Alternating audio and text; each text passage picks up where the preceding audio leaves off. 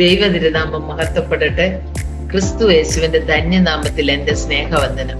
ഹൃദയശുദ്ധിയുള്ളവർ ഭാഗ്യവാന്മാർ, എന്തുകൊണ്ടെന്നാൽ അവർ ദൈവത്തെ കാണും. വിശുദ്ധ മത്തായിയുടെ സുവിശേഷം 5:8. ആത്മീയ ജീവിതത്തെ ഒരു കൃഷിത്തോട്ടത്തോടെ ഊമിക്കാവുന്നതാണ്. വിത്ത്, വളം, വെള്ളം, വെളിച്ചം ഇവ ദൈവത്തിന്റെ ദാനങ്ങളാണ്. എന്നാൽ മനുഷ്യൻ ഇത് എടുത്തുപയോഗിച്ചെങ്കിൽ മാത്രമേ വിളവ് ലഭിക്കുകയുള്ളൂ. വിളവെടുപ്പിന് ആവശ്യമായിരിക്കുന്നത് ദൈവിക ദാനങ്ങളും മനുഷ്യന്റെ ആത്മാർത്ഥമായ അധ്വാനവും അത്രേ. ആത്മീയ ജീവിതത്തിന്റെ വയൽ മനുഷ്യ ഹൃദയമാണ്. ദൈവിക കൃപയിൽ ആശ്രയിച്ചുകൊണ്ട് ലഭ്യമായ താലന്തുകൾ ആത്മാർത്ഥമായി വ്യാപാരം ചെയ്യുമ്പോഴാണ് മനുഷ്യ ജീവിതം ആത്മീയ ഫല സമ്പൂർണമാകുന്നത്. നല്ല നിലത്ത് വീഴുന്ന വിത്തുകൾ 100, 60, 30 മേനിയായി വിളയും.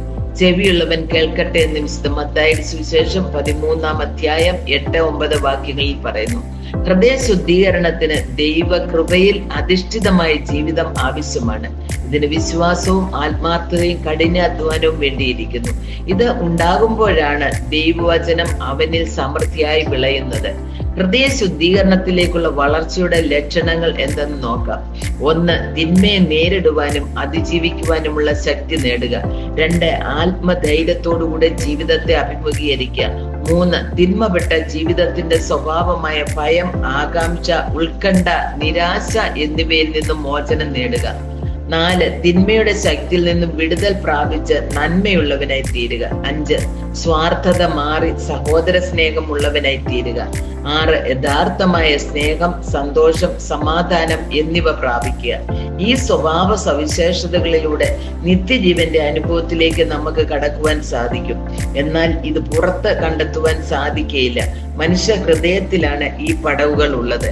ഈ പടവുകൾ ഓരോന്നും ചവിട്ടി കയറുവാൻ പാപജീവിതത്തെ ത്യജിക്കേണ്ടതായിട്ടുണ്ട്. ദൈവാശ്രയത്തോടുകൂടി തിന്മയെ അതിജീവിക്കുമ്പോൾ സ്വർഗത്തിലേക്കുള്ള ആരോഹണം നടന്നുകൊണ്ടിരിക്കുന്നു.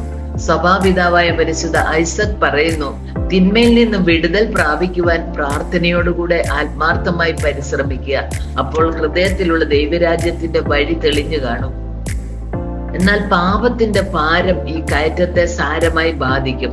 അതുകൊണ്ട് തിന്മയെ കൈവെടിയാതെ സ്വർഗരാജ്യത്തിന്റെ അനുഭവത്തിലേക്ക് വളരുവാൻ സാധിക്കുകയില്ല. എബ്രായ ലേഖനം 12:1-13 വരെയുള്ള ഭാഗങ്ങൾ കർത്താവിൽ ജീവിക്കുന്ന അനുഭവം വരച്ചു കാണിക്കുന്നു. സകല ഭാരവും മുറുകെ പറ്റുന്ന പാപവും വിട്ട് നമുക്ക് മുമ്പിൽ വെച്ചിരിക്കുന്ന ഓട്ടം സ്ഥിരതയോടെ ഓടുക. വിശ്വാസത്തിന്റെ നായകനും പൂർത്തി വരുത്തുന്നവനുമായി യേശുവിനെ നോക്കുക. തന്റെ മുമ്പിൽ വെച്ചിരിക്കുന്ന സന്തോഷമോർത്ത് അവൻ അപമാനം അലക്ഷ്യമാക്കി ക്രൂശിനെ സഹിക്കുകയും ദൈവസിംഹാസനത്തിന്റെ വലത്തുഭാഗത്ത് ഇരിക്കുകയും ചെയ്തു. അതിനാൽ ആത്മീയ ജീവിതത്തിൽ അടങ്ങിയിരിക്കുന്ന പ്രധാന കാര്യം ഹൃദയശുദ്ധീകരണമാണ്. ദൈവ ദർശനമാണ് മനുഷ്യ ജീവിത ലക്ഷ്യം. ഈ ലക്ഷ്യത്തിൽ നിന്നും വ്യതിചലിച്ച് മനുഷ്യൻ അശുദ്ധനായി തീരുന്നു. ദൈവരാജ്യം അനുഭവിക്കുന്നതിന് ഹൃദയത്തിൽ നടക്കുന്ന ആത്മീയ പോരാട്ടത്തിൽ നിന്ന് ദൈവിക ദർശനത്തിലേക്ക് നാം മാറേണ്ടിയിരിക്കുന്നു.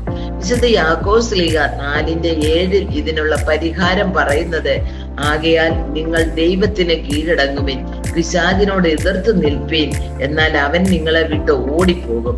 ഈ പോരാട്ടത്തെ കുറിച്ച് ചിന്തയില്ലാതെയും ഇതിന്റെ ഗൗരവം മനസ്സിലാക്കാതെയും ജീവിക്കുന്നവർക്ക് രക്ഷയുടെ അനുഭവത്തിലേക്ക് കടക്കുവാൻ സാധിക്കുകയില്ല എന്ന് ഓർമ്മപ്പെടുത്തിക്കൊണ്ട് എന്റെ വാക്കിൽ നിന്നും വിരമിക്കുന്നു. ദൈവം എല്ലാവരെയും അനുഗ്രഹിക്കട്ടെ.